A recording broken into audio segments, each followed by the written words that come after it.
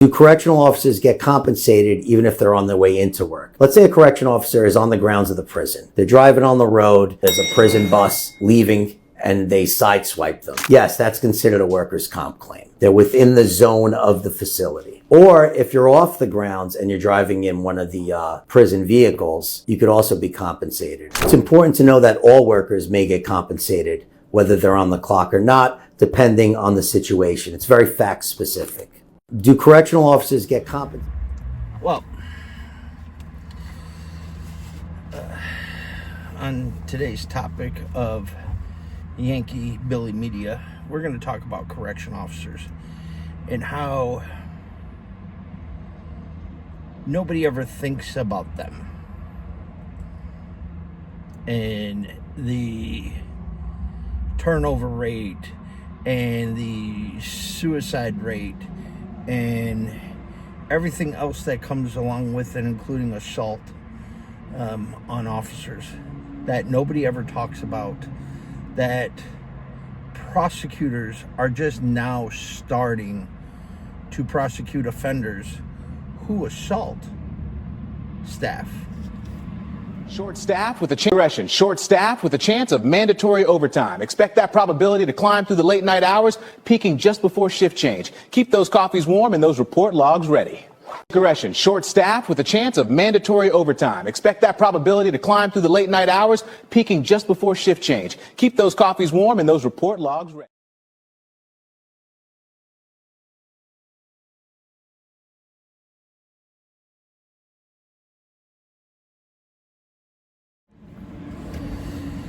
Ladies and gentlemen, before there were modern police,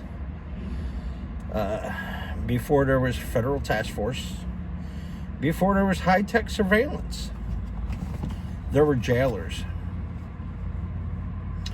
In early America, county sheriffs and jail keepers were the guardians of order inside stone walls and bars, along with state penitentiaries. Come included in this as well. And by the 1800s, state penitentiaries were built not just to punish, but to control the chaos in a rapidly growing nation. And from that moment forward,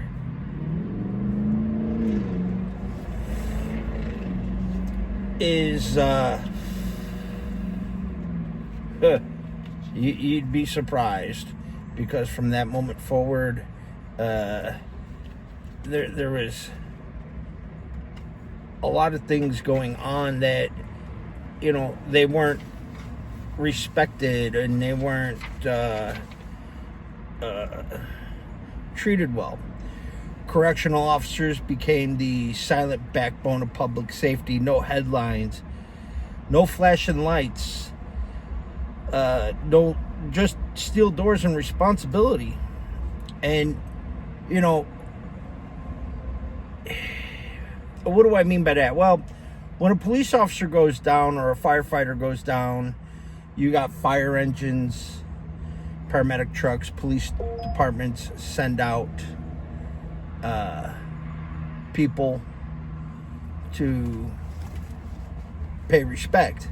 But a correctional officer goes down, nobody shows up. They don't get the police escorted funeral procession. They don't get a flag covered coffin. They don't get a 21 gun salute. They don't get taps played. They don't even get a color guard. And today, nearly 719,000 correctional officers across the United States are currently employed. And the Bureau of Justice Statistics reported that 685,000 full-time officers in state and local government since 2020. That makes correctional officers one of the largest law enforcement workforces in the country. Okay, yet they are the least talked about and among the most endangered. 1 in 3 officers will be physically assaulted every single year. 82% will experience at least one assault during their entire career. I've been employed with the Department of Corrections for 7 years before I left, and I've been assaulted once. That assault came because we were sitting on an inmate who was at an outside hospital, and that inmate went to go strike a nurse, and I stepped in so the nurse couldn't get assaulted, and in return I was assaulted. 82% will experience at least one assault during their career. So yeah, I would say that's pretty accurate. 35% will sustain injuries. That's not a desk job, bud. Sorry. You get stabbed in a state penitentiary or even a county lockup, you're not right in a desk. You're sitting at home, recuperating, recovering, until you can get released full duty. And that means your bills have to suffer some type of consequence because of it. And DOC is definitely a battlefield with no cameras. No cameras whatsoever. Nobody to report it. Unless somebody accidentally leaks pod camera footage of an officer being assaulted, like in some of the trailers that you've seen leading up to this segment. The average officer handles 92 inmate interactions per day. I will tell you right now, from my experience, I sat in a pod that slept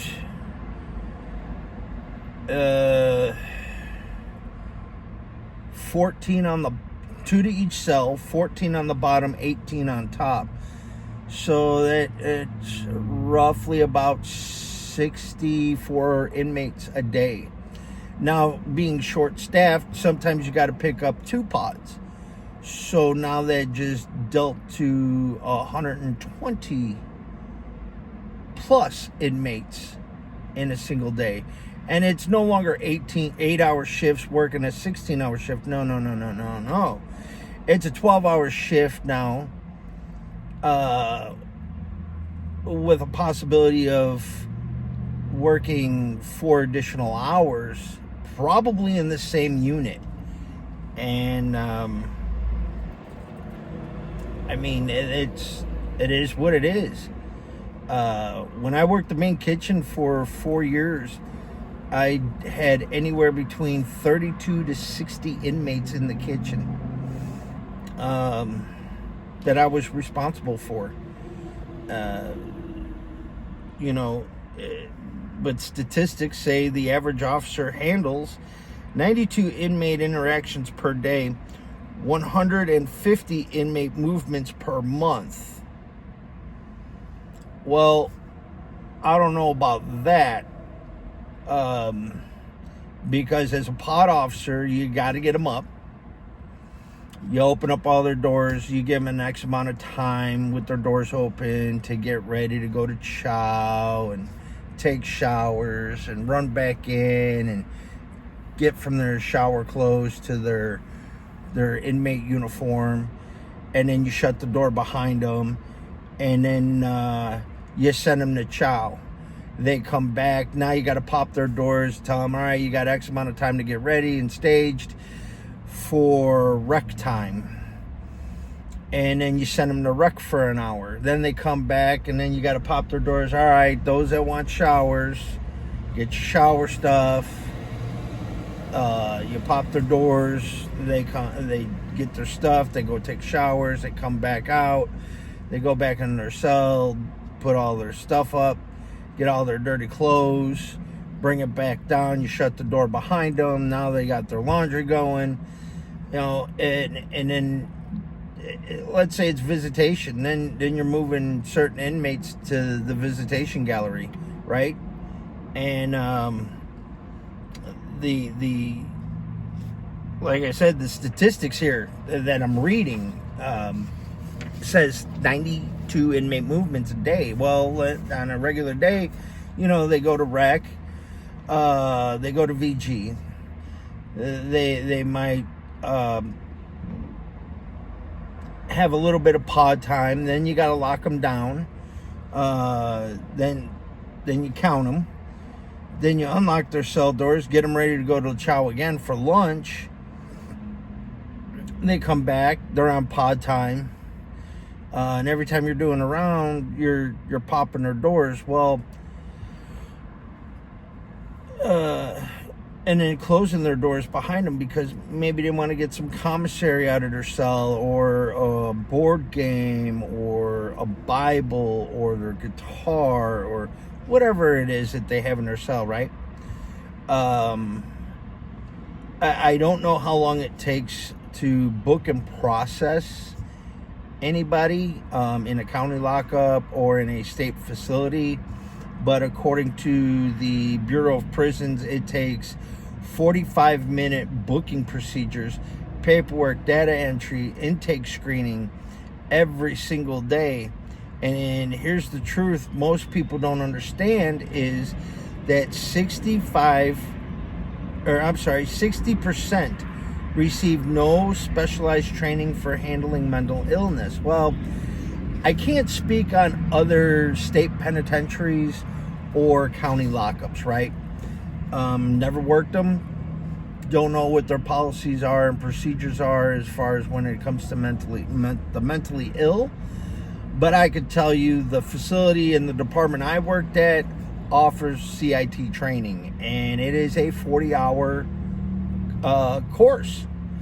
I believe that everybody should have this type of training.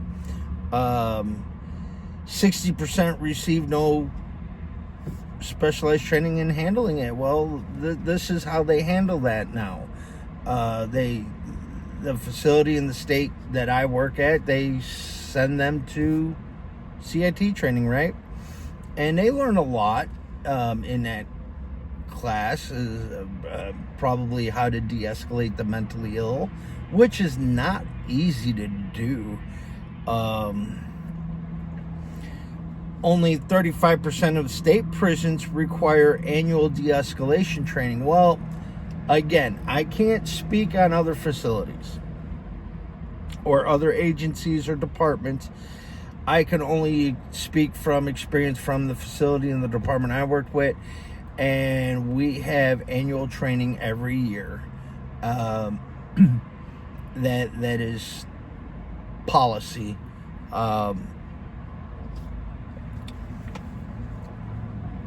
Now, I mean, officers work, and according to the Bureau of Prisons, they say, and yet officers work are expected to manage a volatile housing unit with gang tensions, medical crisis, behavioral breakdowns flawlessly. Well, most of that is true, depending on where you're working. And I can speak from experience. You know, you go down and work high security, right? High security is a totally different animal. Totally different. You come out of high security and you go work, let's say, the Triangle, which I call the gang unit, right? The inmates in the Triangle act totally different than they do in high security. But yet you get them down to the compound, into those Gen Pop housing units, and it's a total different monster. The shenanigans and stuff that they would do in the Triangle, they're not doing as much of in the compound because they don't want to go back to the Triangle. Because they know if they screw up down there, they're going to go back to high security. When they come out of high security, you're going back to the Triangle, right? So they don't want to screw that up. And then you got a totally different beast, which is the trustee unit, which is we call the annex. And the annex, I mean, those individuals are looking at getting out. They're more calm, they're more cool and collective, more level-headed. They have something to lose at that point, because they know if they mess up, they're going on the other side of the razor wire, possibly either in high security, the compound, or the triangle. Which is pretty sad, that this happens. I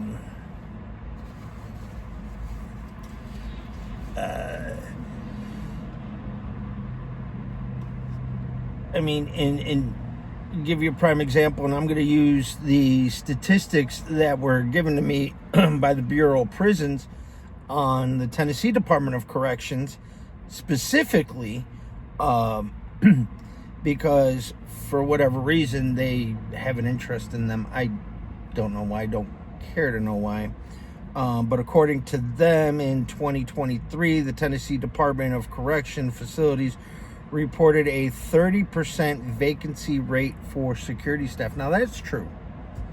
That I don't know about the percentage wise, but being vacant, yeah, there's a lot of vacant spots. Nobody wants to do the job no more,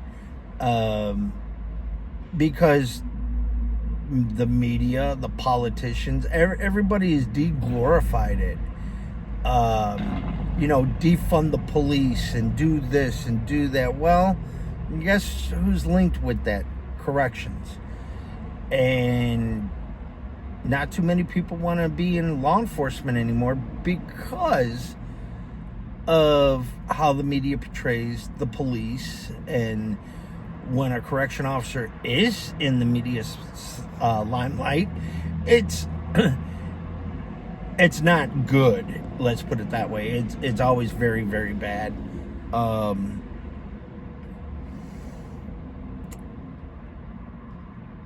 And because of the short staff, officers do work double duty. They have to do their job and another officer's job. Especially if one calls out sick, and somebody refuses a mandate. Now you're stuck working two pods. So you're doing the job of two officers, but only getting paid to do one. And that's a lot of people's biggest gripe. That and the fact that, and I still stay in contact with some of the guys that still work there. And when I was there, we had a lot of new buddies coming off of probation, and they'd refuse their mandates. And I mean, they're expected to just do their 12 and go home. The heck with a mandate. Well, then you just stick somebody else that wasn't prepared to work a double, wasn't prepared at all to be there all day, had plans with his family or her family, right?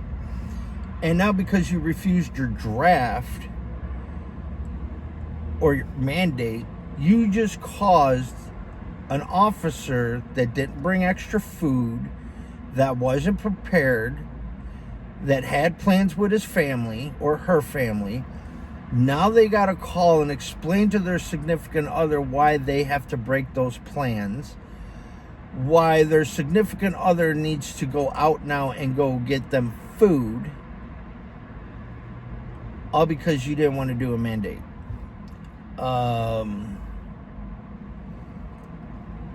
Since January 11 of 2016, there have been 119 reported assaults against Tennessee correctional officers.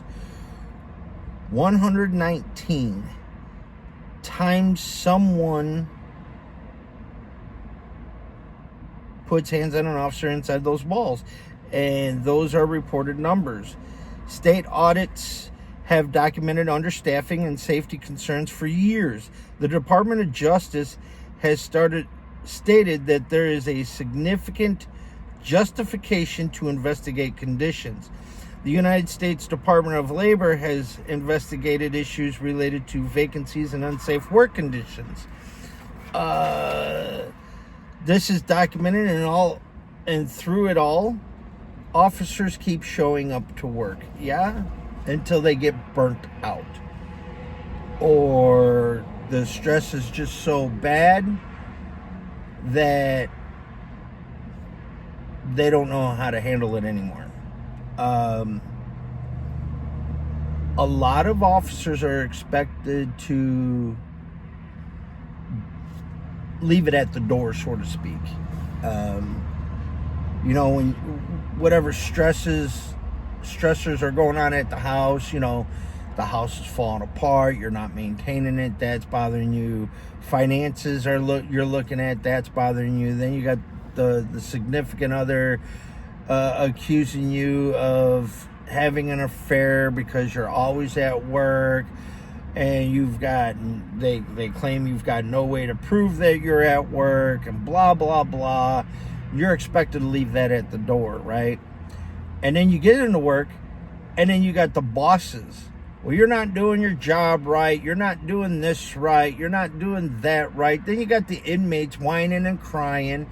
I'm not getting this, and I'm not getting that. I'm entitled to this, and I'm entitled. No, you're not. You're an inmate. Sorry. Then they get pissed off because you won't leave their doors open, or you won't leave the pod door open, or the wing door open, or you won't let them move about and go to the laundry room, or they get mad because you tell them, hey, you're making 3 passes around the cell, opening up doors, getting everybody out for chow. If you're not on your door, you ain't going to chow. If your cell is not inspected ready, you're not going to chow. And then when you stick them back in there, can you at least give me a tray? You owe me. Listen, dude. No, that's not how this works.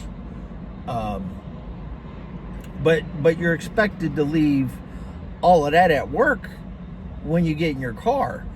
Now, some people, they got long drives home. Some people have short distances home, so they can't decompress, they can't compartmentalize. It's rough on them, right? So what happens? They get home, they stick their face in their phone or in the TV, and they relax and have a few beers or smoke a little cigarettes, trying to digress the day's work. And then when you start talking about your job, your significant others sit there and say, well, that's all you ever talk about. You don't talk about, well, then leave me the hell alone. I'm trying to digress. I'm trying to get over the day's event, but then all of a sudden you're an asshole. You're a dick. You're being this. You have anger issues. So now you got to go talk to somebody because they want you to go through marriage counseling. Look, you're not doing the job with us. All right, you're unless you're willing to sit there and work the same job we are, you're not going to understand our mentality. Now, according to reports, 16% annual turnover, 85% of officers leave within the first 5 years. I'd say less than that. And the reason why I say less than that is because in the 7 years I've been there, in my graduating class alone, we had 6. Within the first 6 months, 1 was fired, 1 quit, another got fired, another one got walked out, leaving just 2. And why?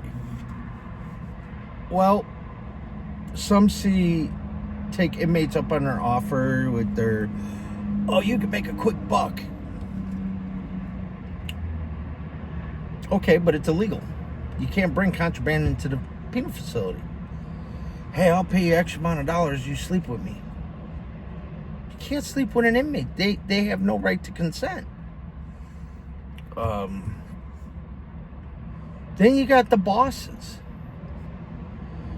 The bosses ride your ass. They talk to you like you're an inmate. They don't know how to talk to you, period. So people get in their feels, and then they say, "Nah, I don't have to take this," and they leave. All right? So why do these officers leave? Well, because of stress, because they get burnt out, because of low pay. I don't think because of low pay. I mean, the facility in the department I work for, they start out at $62,000 a year. The lack of mental health support, I will agree with, because when you got stuff going on at home, and then you got stuff going on at the job, you try to talk about it. You try to talk about it with your coworkers, and some of your coworkers don't want to hear it. The brotherhood is no longer there. It truly isn't.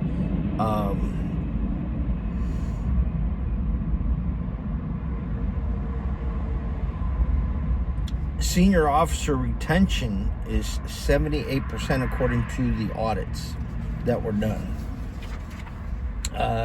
New officer retention, 45%. It tells us something powerful.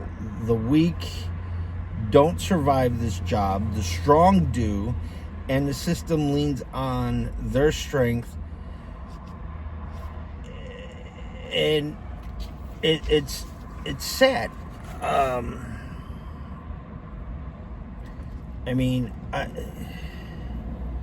It's very sad. Correctional officers are not disposable. They are state employees entitled to due process. Now, this is talking about, write-ups and stuff like that. And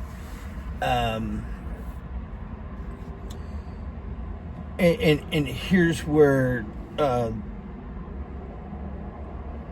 statistics as well as audits have shown that when they looked at Tennessee,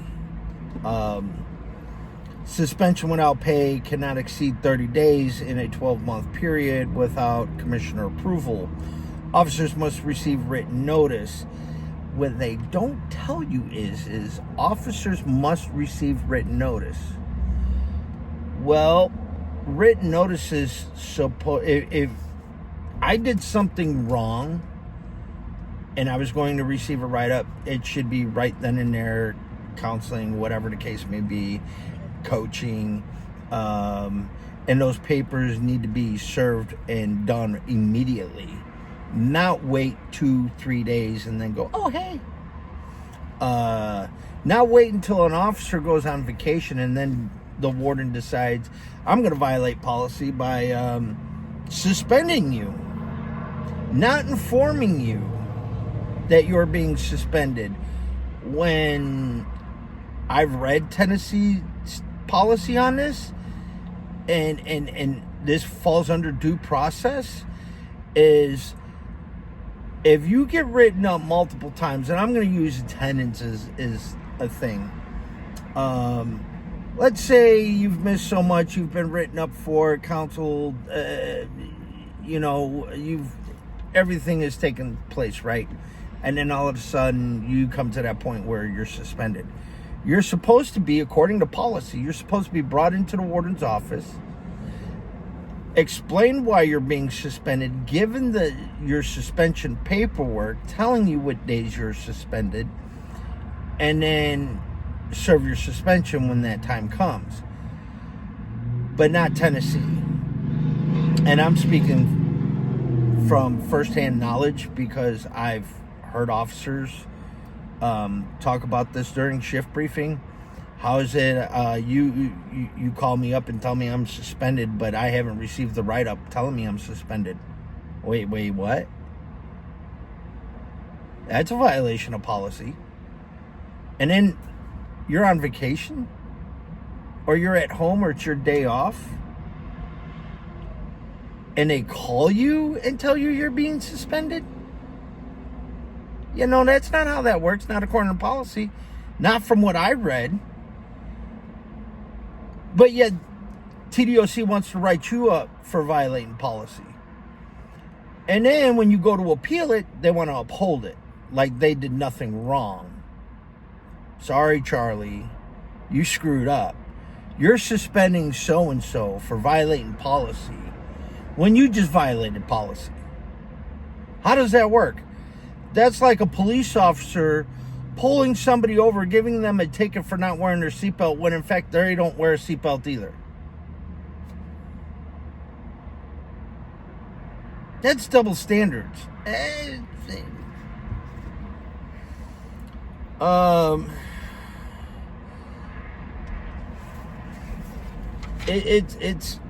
It's old. It is what it is. Officers with the state of Tennessee do have a 14-day right to appeal. 3 steps of review, because the law applies inside the prison walls too. And if an officer protects society's laws on inside the walls and outside the walls, then society must protect that officer's rights. And unfortunately, that does not happen. The officers get trampled on all the time. Here's what nobody wants to say out loud, okay? When you run prisons at 30% staffing, and this is from the Bureau of Prison Statistics that oversees all prisons, both federal, state, and county. According to them, when you run prisons at 30% staffing, deficient, when officers are exhausted, when there's no mental health training and it's lacking, the officers get burnt out or is ignored. You're stacking pressure inside a steel container. Basically, it's like putting all of this into a pressure cooker and everybody's shaking a bottle of pop, right? And then twist the cap. What happens? Same with a pressure cooker. What happens to a pressure cooker when you keep it under pressure for too long? And eventually it's going to blow its lid.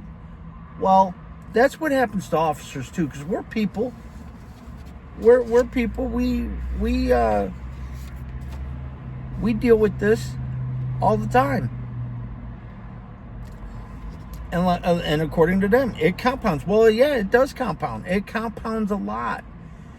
And eventually, someone is going to sit there and quit their job because they've got no way to release. Nobody's listening to them. Everybody thinks he's a crybaby or a whiner. There's no help whatsoever. They pawn everything off on EAP or go seek. Well, nobody wants to talk to a stranger. A counselor's not going to know how to do the job. But the people that do the job don't want to sit there and listen either and bend an ear until it's too late.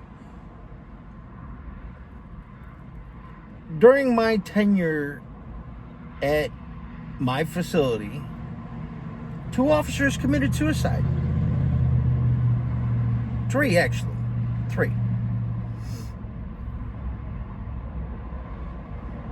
And one of them I actually reached out to because I've been in his shoes. And I should have put pressure on him to talk, but I figured if he was going to talk, he would come to me, he'd seek me out, knowing that I've already approached him and said, hey, bud, I've been in your shoes. I know what you're going through. You need somebody to talk to. I'm here for you. I don't care what time or day it is. I'm here for you, because not everybody can handle that. I know I didn't when I first went through it. I leaned on my stepbrother because my stepbrother been there, done that. Nobody in my family but my stepbrother understood what I was going through. And when that same situation happened to one of my brothers in gray, I let him know, man, I've been there, I've done that. Here's my phone number. You know how to look me up on Facebook. I'm also on TikTok, Instagram. Well, at the time I was on Instagram, TikTok, Snapchat, Twitter. And I told him, I said, reach out to me, bud, and I'll try to talk you through it. I'm not the best person to give advice, but I'm a good listener. And I can tell you how I dealt with it.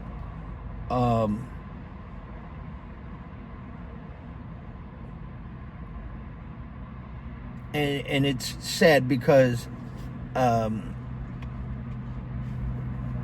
when it does happen, everybody right then and there goes, "Oh, that was my buddy. I should have been there." Well, they're dead and gone. It's too late. It's too late.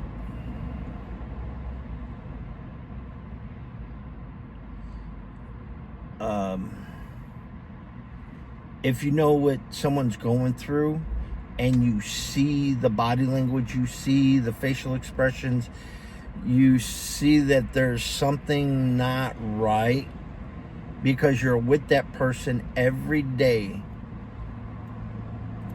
And if it's not right, you should be asked, "Hey, what's going on? You good? You all right? You need to talk?"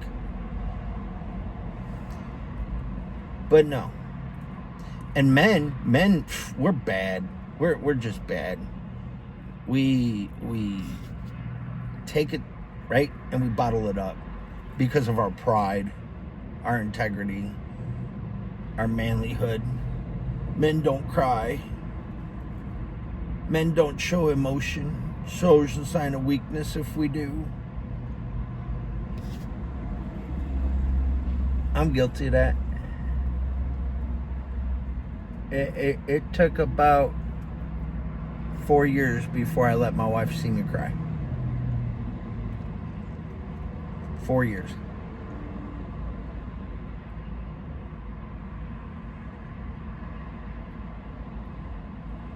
It took another 2 years after that for my stepkids to see me cry.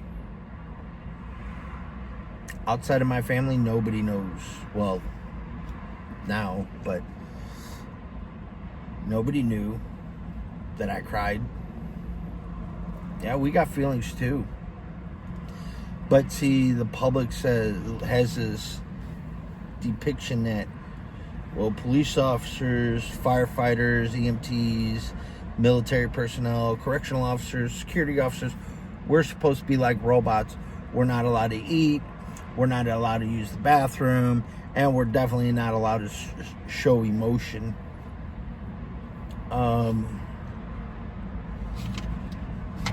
I was going to continue on with the statistics here from the Bureau of Prisons, but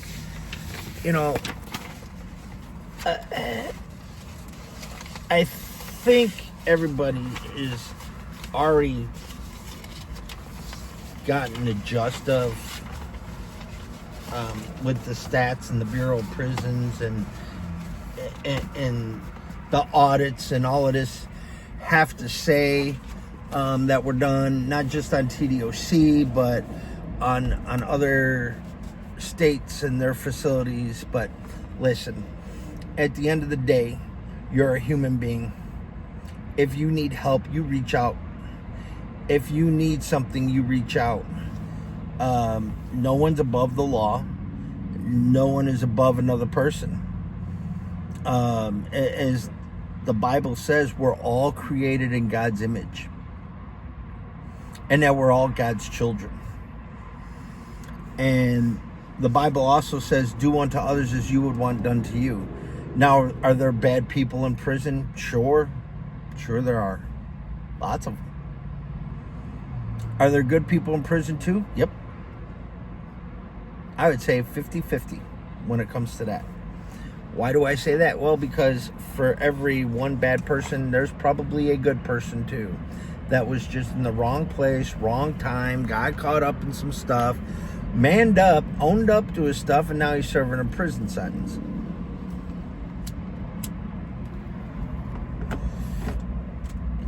Do you run out into them in the free world? Of course you do. I've ran into several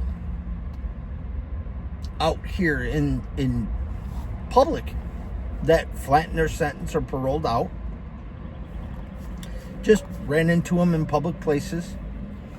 The wife and I, we were at a restaurant. We were coming out of a restaurant, and a former inmate recognized me and came running up. I was at a county fair watching the mudsling. Ran into another inmate. Went to Brushy Mountain State Penitentiary to do a music video for Sam Hunt, and ran into 2 inmates there. So it's gonna happen. They do get out, and the way you treat them, yeah, okay. A police officer's mentality is everybody's a liar, everybody's an animal. And there's 2 things you do to an animal. You kill it or you cage it. Well, in prison, they're not animals. They're human beings. And is everybody a liar? Yes. Yeah, you still can't trust them. Can't trust them worth the crap. They will lie through their teeth to get whatever it is they can manipulate you to do. So you go on not trusting anybody.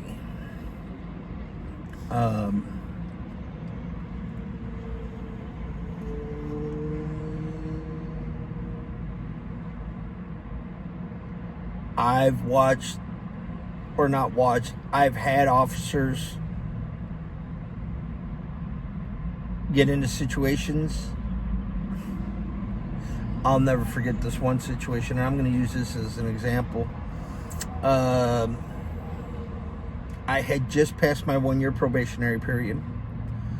I was working high security. Because at the time I was 21-yard second officer, which the second officer is a pole spot.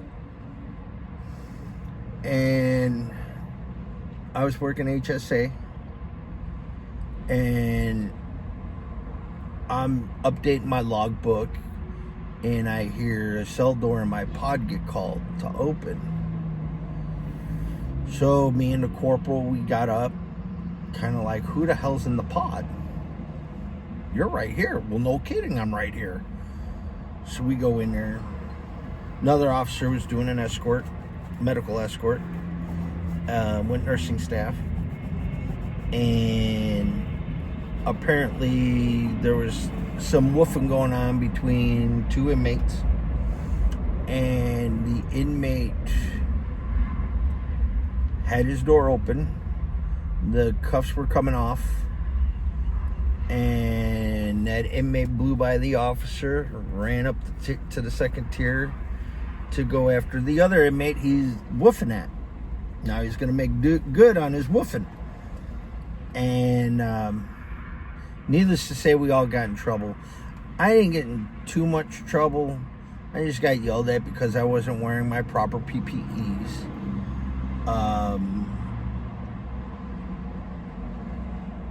Big whoop.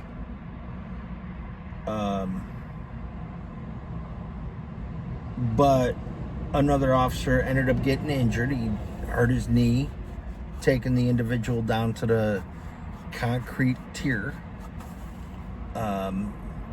Ended his career with the facility, because he had to have, I believe it was, he had to have surgery on his knee, and then rehab and everything else, and he just said, that's it, I'm done. But that officer could have got us all some seriously hurt because he didn't follow protocol when taking the handcuffs off.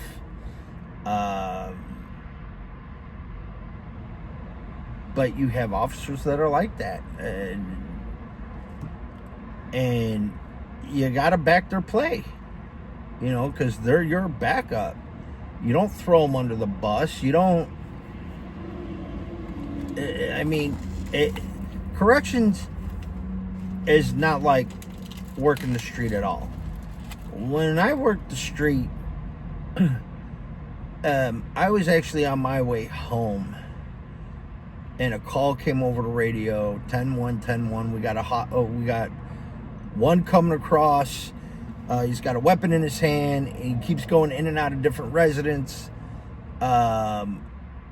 So I called my lieutenant, and I flipped the patrol car around, and I went back out to that housing unit. And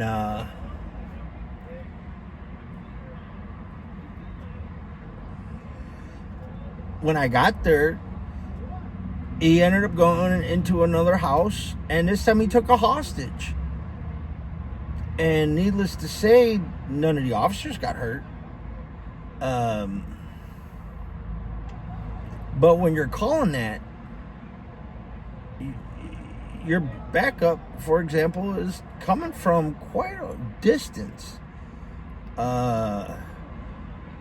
Give you a prime example, that this call in particular came out of Henry Horner. And I responded from Archer and Central.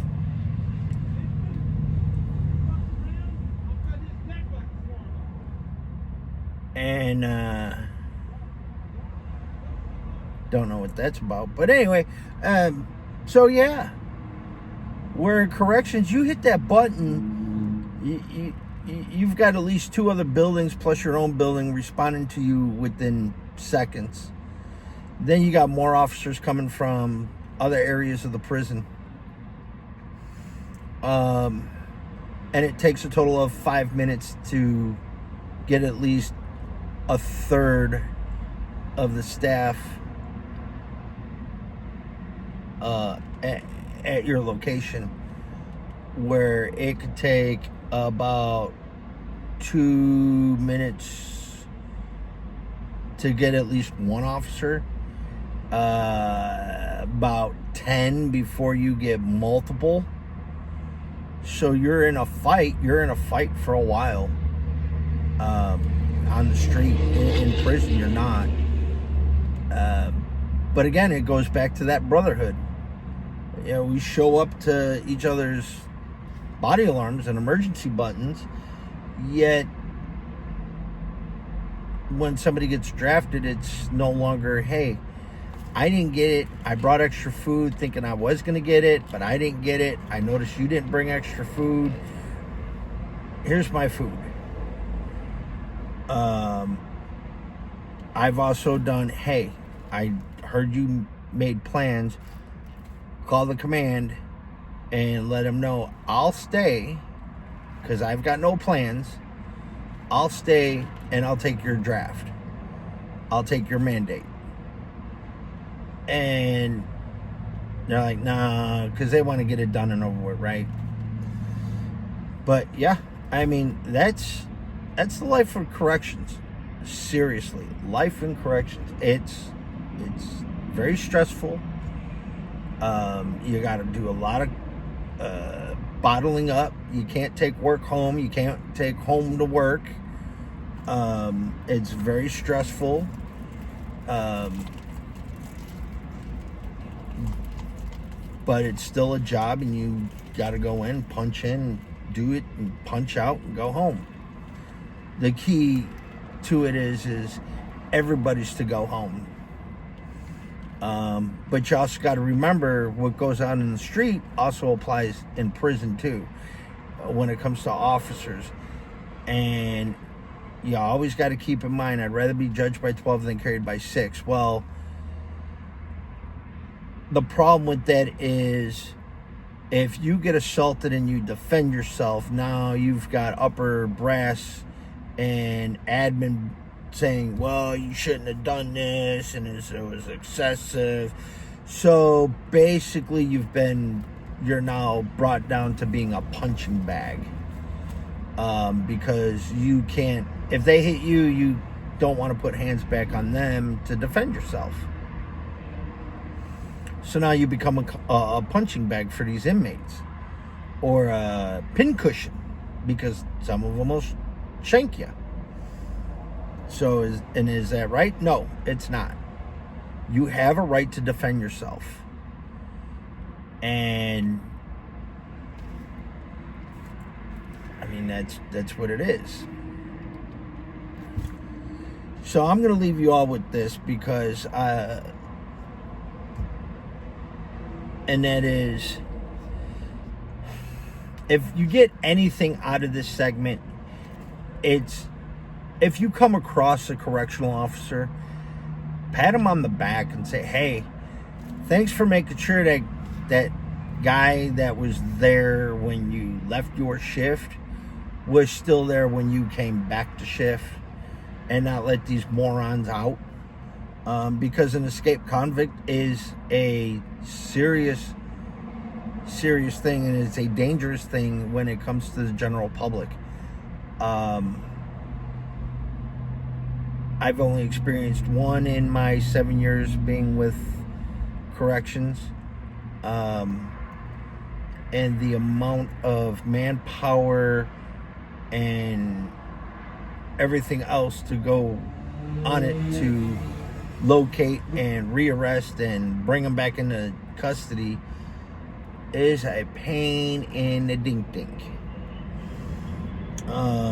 Because upper brass above the admin building wants to know, well, how did this happen? Who's at fault? And it all boils down, what officer did it? And, so you got to think about that. Correctional officers are not just serving the general public when they punch in. Correctional officers off duty see a car accident, they respond to it. Because they have a duty to intervene, even off duty. That's why a lot of correctional officers have a card that's issued by their department that allows them to carry just like a police officer can carry. Because you might get an escaped convict, goes into Wally World. Now he becomes an active shooter. You know, or let's say you're at a gym. Somebody has cardiac arrest. Anybody in that gym know first aid, CPR, or know how to use an AED? Probably not. But the off-duty correctional officer does. And they're the ones that are going to respond. So keep that in mind. If you come across somebody that says they work in corrections, give them the same respect that you would a police officer. Unfortunately, like I said at the beginning of this segment, nobody respects police anymore. I know when I was a kid, and I still do, I always wanted to be the police when I was a kid. I always respected the police, still do. I'll give you a prime example. I got pulled over by THP one day. I had my son in the car, and he says, you know why I pulled you over? I said, couldn't tell you. He goes, well, you're doing 50 in a 45. I said, okay, that's fair. I said, well, I'm sorry about that. I had my cruise control set. I was in a 55 mile an hour speed zone. I know I was coming up to a 45 speed zone, so I normally just set my cruise at 50. So this way I know for a fact I'm 5 under the speed limit, and if I go into the 45, I'm 5 above. 1 mile over the posted speed limit is still considered speeding. I hate to tell you, but it is. A pissy police officer that you piss off will write you a ticket for going 1 mile over the speed limit. Most cops don't. Most cops will give you a little leniency up to about 15 miles over the posted. Most, not all, but most. But anyway, so I handed him my license, my insurance, my firearm card from my department, and I kept my hands on the steering wheel, and I told him, I said, listen, I have a weapon, it's on my person, it's on the right side, it is locked and loaded, one in the pipe. He said, I appreciate it. And I kept my hands on the steering wheel the entire time. What did that do? Well, that showed the cop, one, I didn't know why he was pulling me over until he explained to me why he was pulling me over. But I already had my stuff in my hand before he approached me. And when he did, my window was rolled all the way down. My hands were on the steering wheel the whole entire time. And it showed the officer, well, okay, I got one that's pretty respectful. He knows the routine, he knows the drill. Did I have to tell him I was carrying a firearm? No, I didn't. Tennessee state law says I don't have to declare my firearm when a police officer pulls me over. But I do it out of respect. I do it as a courtesy.